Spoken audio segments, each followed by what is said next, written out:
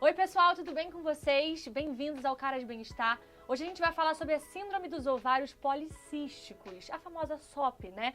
E pra gente conversar um pouco mais sobre esse assunto, o ginecologista aqui, André Vinícius, com a gente. Muito obrigada, é um prazer te receber, viu? Prazer todo meu, Pedro. Que bom estar aqui com você para falar sobre essa doença tão comum e tão frequente na população, não só brasileira, mas na população mundial. Não, a gente estava batendo aqui um papo no backstage, ele falando sobre a porcentagem de mulheres que descobrem que tem a SOP e tudo mais. Mas antes de a gente falar um pouquinho mais sobre essas porcentagens, sobre o tratamento, enfim, queria entender um pouquinho mais sobre o que é a síndrome dos ovários policísticos. Maravilhoso. Vamos chamar de SOP para simplificar para quem está nos assistindo.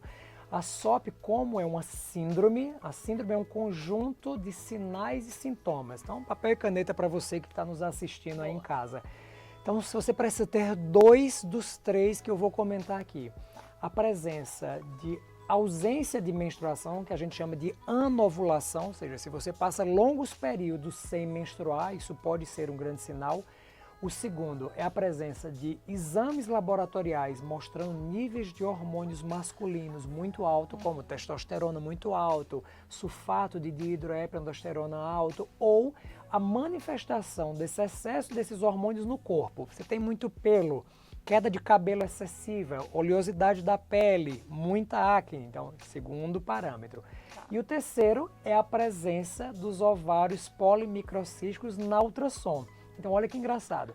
Você pode ter a síndrome dos ovários policísticos sem ter ovários policísticos no ultrassom. Então, o detalhe é, você precisa ter 2 dessas 3 excluídas outras causas. Então, por exemplo, hipotireoidismo pode deixar a mulher sem menstruar. Excesso de prolactina, estar grávida e não saber pode fazer que a mulher esteja sem menstruar.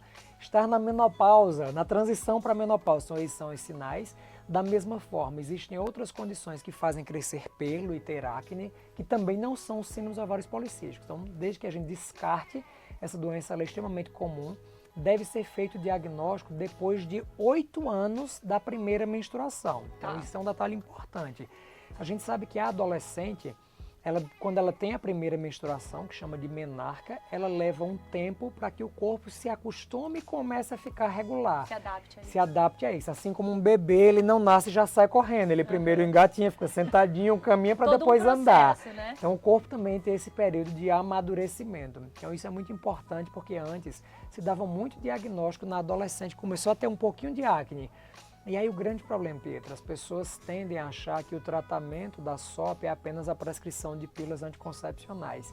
E esse é o grande detalhe, não é. E isso tem uma importância muito grande, quero até aproveitar o espaço aqui para falar, porque assim, a gente pega muito nos nossos consultórios, a mãe leva a filha adolescente que está menstruando a cada 3, a cada 4 meses e começou a ter um pouquinho de acne. E aí você tende a achar que essa menina tem síndrome dos ovários policísticos. Então, primeira coisa, só faz esse diagnóstico depois de 8 anos. E o segundo detalhe, quando você dá uma pílula anticoncepcional, você mascara esses sinais e sintomas. Então, a SOP ela não existe por deficiência de uma pílula anticoncepcional. Eu não estou dizendo que você não pode utilizar, mas a pílula anticoncepcional ela tem uma função de fazer com que a menina use 21 dias de um comprimido e na hora que ela suspende, ela sangra, mas aquilo não é menstruação, e a gente não vai ter tempo para falar isso hoje, mas menstruar é diferente de sangrar.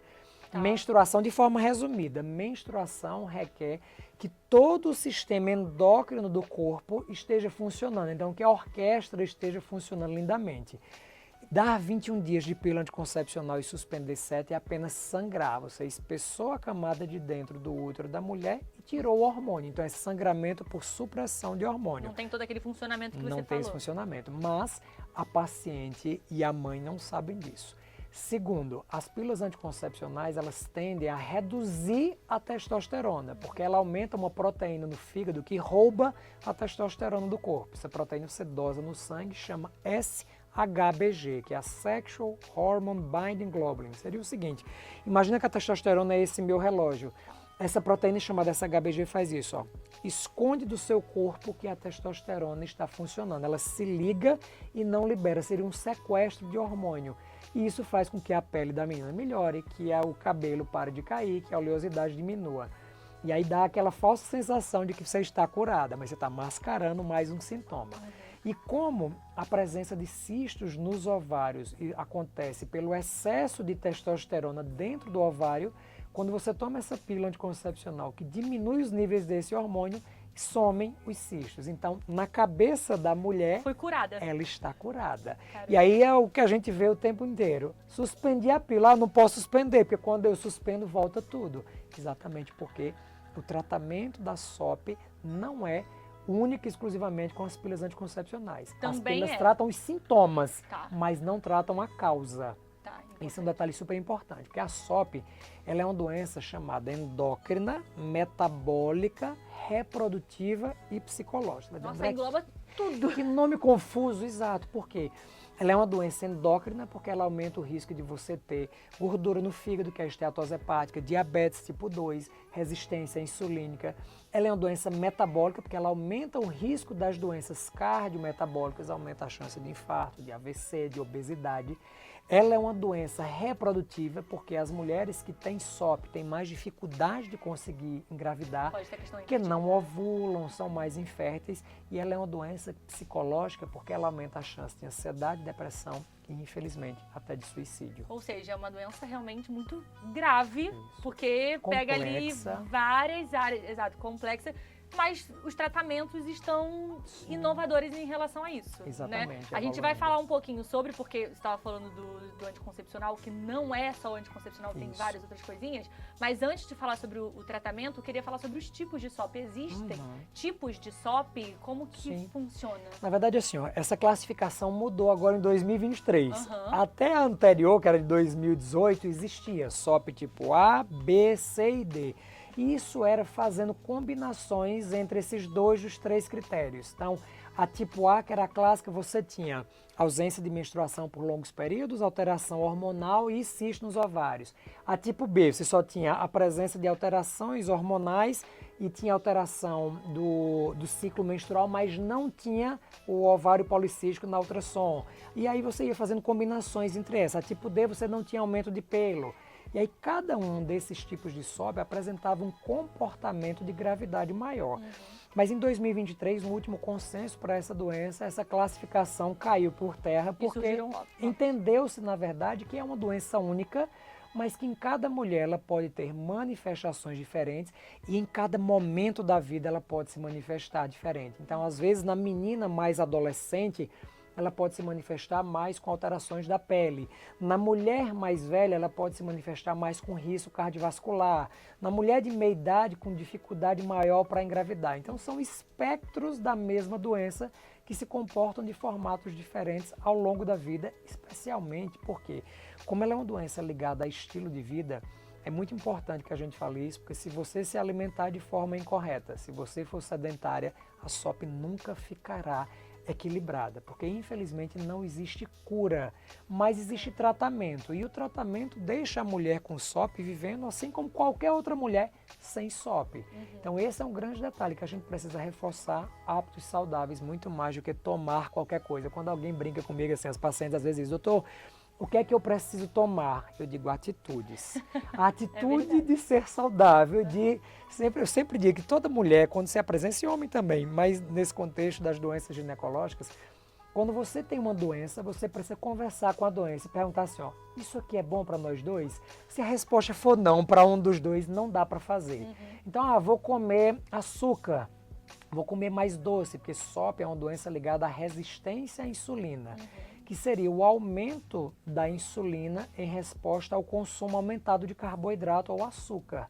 Então, comer açúcar ou carboidrato na paciente com SOP não é bom para a doença, pode ser bom para você. Então, tem que pegar na mão da doença e sempre fazer essa pergunta. É bom para nós duas? Se não for, é melhor buscar outras opções. Fazer uma dietinha, exercício, Isso. manter uma vida saudável é o essencial. Fundamental. Você falou que a SOP não tem cura. Ainda não. Mas tem probabilidade de prevenir? Como que funciona? Isso. Existe um componente genético, isso é importante que a gente comente, porque 60% das mulheres que têm parente de primeiro grau com SOP tendem a ter, Então, se sua mãe teve SOP, é capaz que você tenha em 60% dos casos. Se a sua irmã teve SOP, existe uma tendência maior.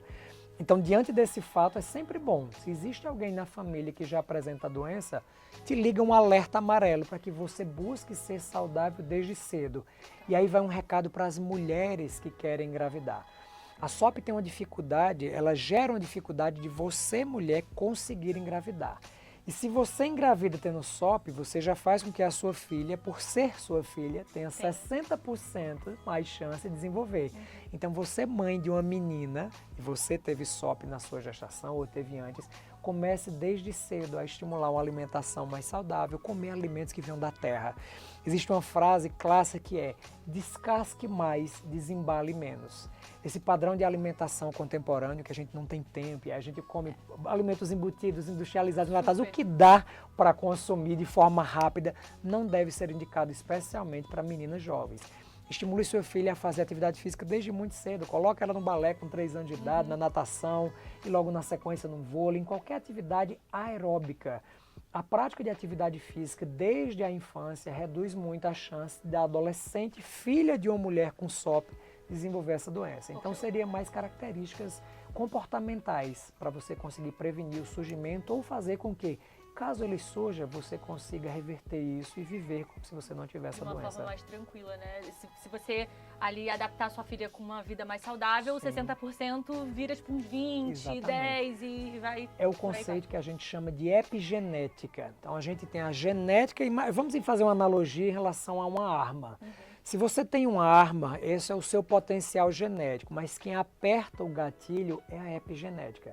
E a epigenética ela pode ser modulada, ou seja, a forma como os seus genes se expressam, eles podem ser modificados. Então, ter uma doença que tem um componente genético passou de uma sentença para uma probabilidade. Entendi. Então, se você fizer escolhas que te afastam dessa sentença, você não puxa o gatilho.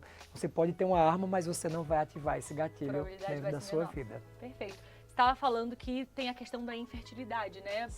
As mulheres que têm a SOP têm a dificuldade de engravidar. Qual a porcentagem da infertilidade realmente ser real? Porque muitas mulheres com SOP engravidam em algum momento da vida. Exato. O que a medicina tem em trabalhos científicos é que a SOP impacta entre 40% a 60% da chance da mulher conseguir engravidar.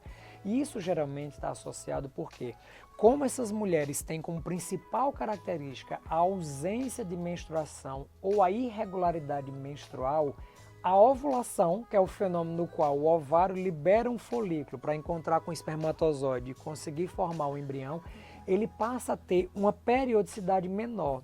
E aí tem um detalhe importante. A mulher, na verdade, só é fértil um único dia por mês, porque o óvulo ele só dura 24 horas dentro do sistema reprodutor feminino. O que acontece é que o espermatozoide dura 72 horas. Então vamos imaginar uma relação sexual de uma mulher que ovulou. Se a mulher ovulou numa quarta-feira, uma relação sexual da segunda consegue engravidar esse óvulo eliminado na quarta. Uma relação sexual na quinta ainda consegue, porque esse óvulo ainda estava viável. Mas uma relação sexual da sexta já não tem mais chance nesse mês.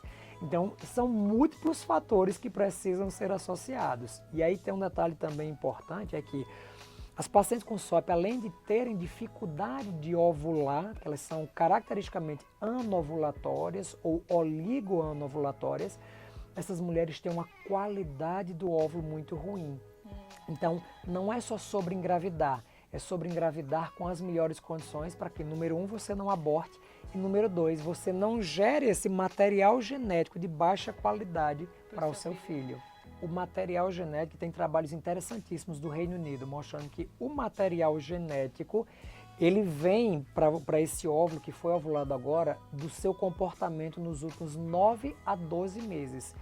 Porque o que é que eles viram? Que as mulheres que fumavam, as mulheres que bebiam, isso terminava ligando alguns genes nesse recém-nascido que iriam se manifestar lá na adolescência. Então eles começaram a acompanhar adolescentes, filhos de mulheres que tinham SOP, adolescentes, filhos de mulheres que, quando engravidaram ou no ano anterior, bebiam, fumavam e viram que os desfechos desse filho, eles começaram a ser comprometidos pelas escolhas dessa mãe nos últimos 12 meses.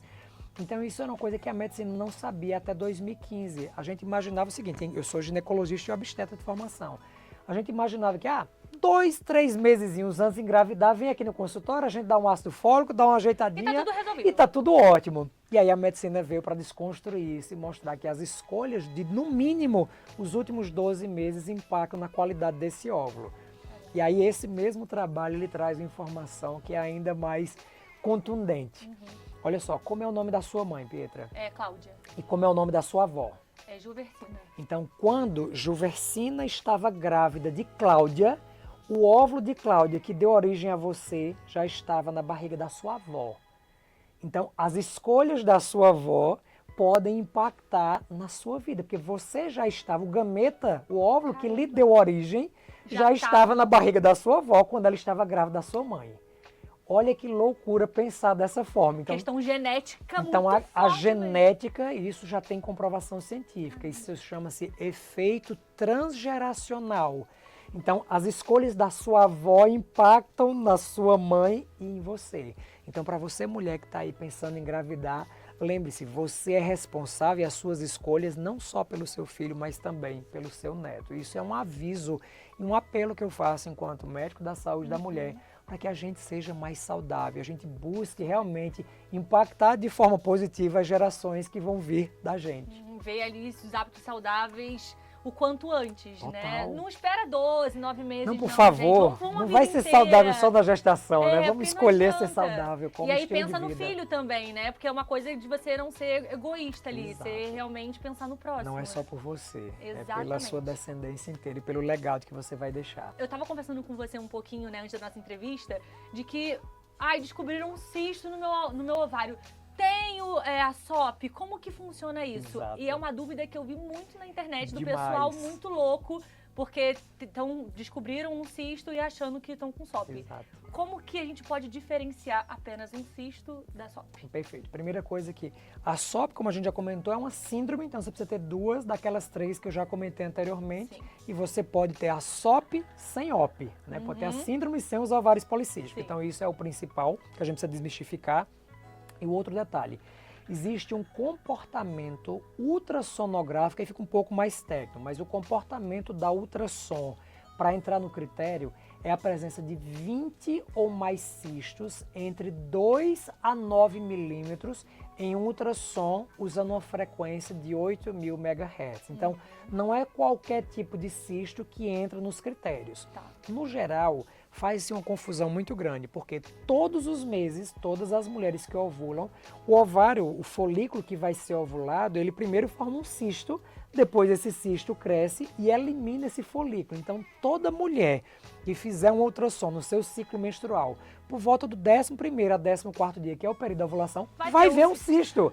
E isso não é síndrome dos ovários policísticos, é apenas um cisto que a gente chama de cisto funcional ou cisto ovulatório. Que demonstra que você tá tranquila, Tá está tudo ovulando. certo, que seus hormônios estão super equilibrados. É um excelente marcador de saúde feminina. Então não é pra se preocupar. Jamais é Você fisiológico. encontrou ali um cisto, a ginecologista não falou nada, vamos viver a vida, tá tranquilo. Mas se apresentar, a gente chama até de colar de pérolas. É um padrão da ultrassom, que são vários cistos, um do lado do outro. Tem que ser mais de 20. Então fica parecendo realmente um colar de pérolas da mulher.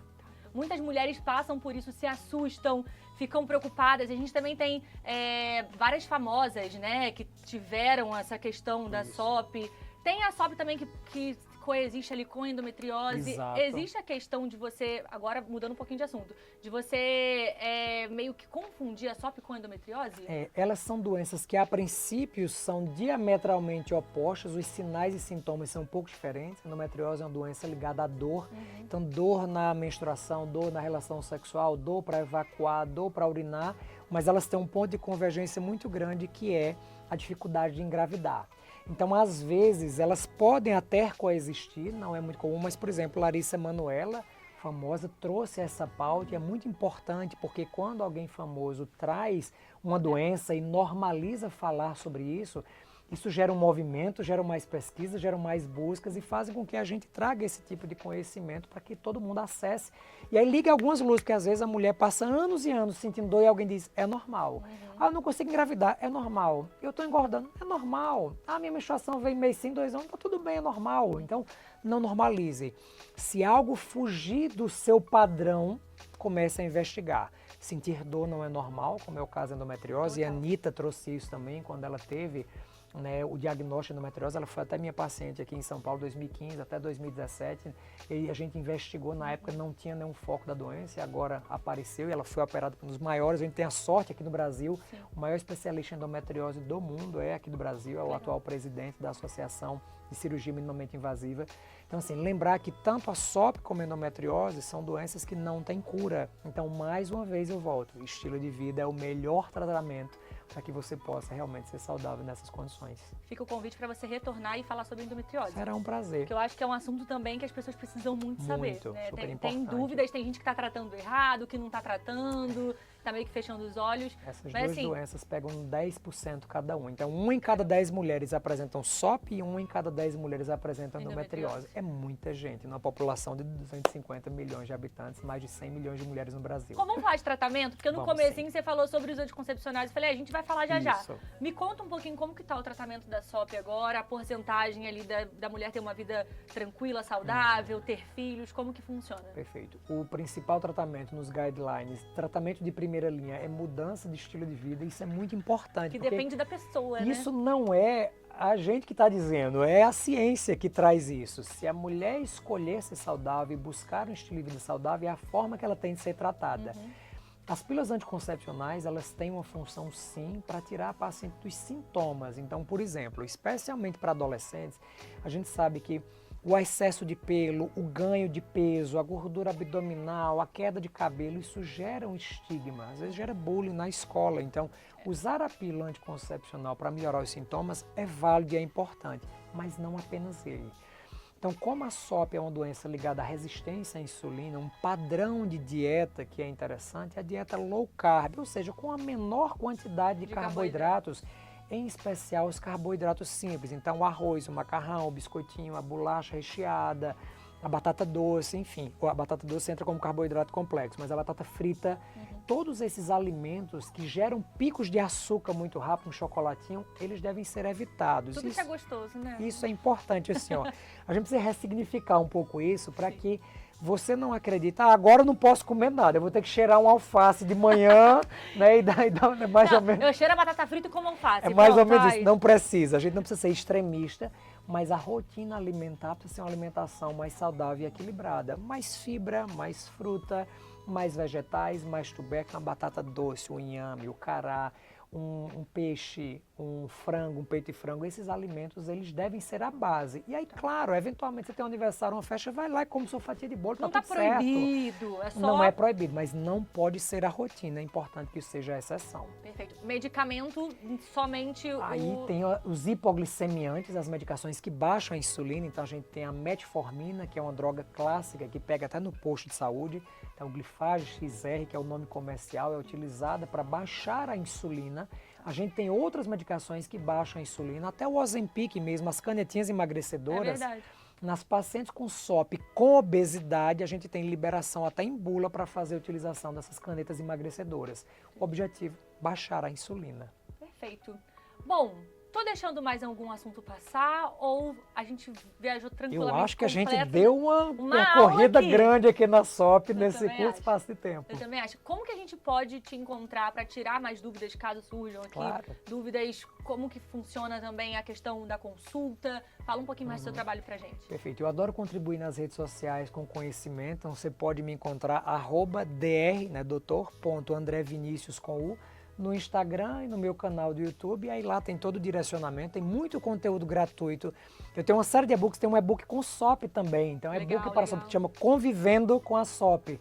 Super interessante para trazer esse tipo de informações aqui compiladas para que vocês possam escolher ser mais saudáveis a partir do conhecimento. E eu te parabenizo e parabenizo a Caras TV por trazer esse tipo de informação. Eu acho que a gente precisa realmente trazer conhecimento para a população geral, estimular hábitos saudáveis e trazer o consumo consciente de conteúdo que agrega informação para transformar a tua vida. Com toda certeza. E eu que te agradeço aqui também por trazer de uma forma tão legal pra gente, que a gente entendeu, a gente soube ficar um pouco mais a par do assunto, que, como você falou, é um assunto mesmo muito importante da gente abordar. Então, André, quero te agradecer assim muito. Imagina. Foi um prazer, de verdade. A gente teve uma aula aqui com você, eu principalmente tive uma aula com você, tirei todas as minhas dúvidas sobre, não tô mais nervosa. Preocupada com o seu cisto. Não, tá tudo bem, tá tudo tudo tranquilo. Quero te agradecer de verdade, espero que você retorne aqui pra gente falar um pouquinho mais sobre outros assuntos, que eu acho que tem muito assunto pra gente falar, pra abordar. E, gente, segue lá o Dr. André, segue também @carasbrasil pra vocês ficarem a par de muita coisa sobre saúde e a gente retorna no próximo programa, tá bom? Obrigada. Prazer, até logo. E cuidem-se. Tchau, tchau. Tchau, tchau.